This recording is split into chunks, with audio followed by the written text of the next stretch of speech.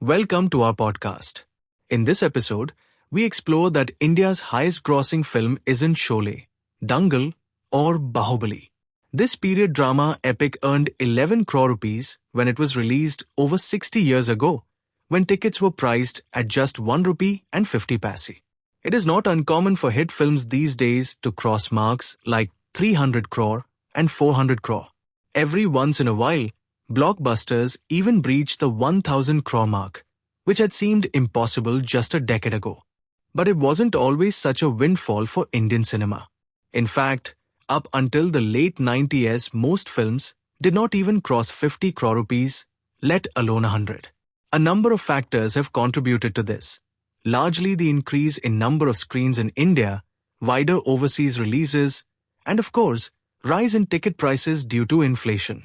So, how does one compare the hits of the past with the blockbusters of this era? The easiest way to do that is to adjust earnings of all films released in past years to one common year, which in this exercise is 2022. Let's have a look at the highest grossing Indian films ever when adjusted for inflation. The unsurprising answer is Mughal-E-Azam. K. Asif's magnum opus took over a decade in the making and broke all box office records when it was released in 1960. It earned 11 crore rupees globally back then. Adjusting for inflation, Mughal-E-Azam's worldwide gross comes out to a whopping 3,650 crore rupees. Considering it was released in 150 cinemas across India, that is a massive, almost unbelievable number. But it isn't surprising considering that the demand for tickets was so high back then that some were sold in black for as high as 100 rupees, almost 4,000 rupees today. The top 10 of Indian films, when their earning is adjusted for inflation, exclusively consists of all-time blockbusters. Mughal-E-Azam is followed by Ramesh Sippy's curry western Sholay with an adjusted gross of 2,800 crore rupees. Amir Khan's star sports drama Dangal with adjusted earnings of 2,650 crore rupees rounds off the top three. 4 other films notionally cross the 2,000 crore mark when their earnings are adjusted for inflation. Baahubali 2. The conclusion, 2,170 crore rupees. Mother India, 2,120 crore rupees. Hum Aapke Hain Kaun, 2,100 crore rupees. And Dilwale Dulhania Le Jayenge, 2,000 crore rupees. The last 3 films in the list are all that minted money overseas. Avara, 1,940 crore rupees. Disco Dancer, 1,650 crore rupees.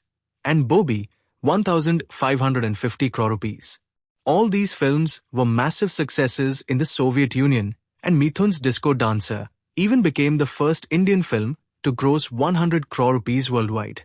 This article uses multiple sources, namely past reports from business publications like Forbes, The Hindu, Mint, and Business Standard.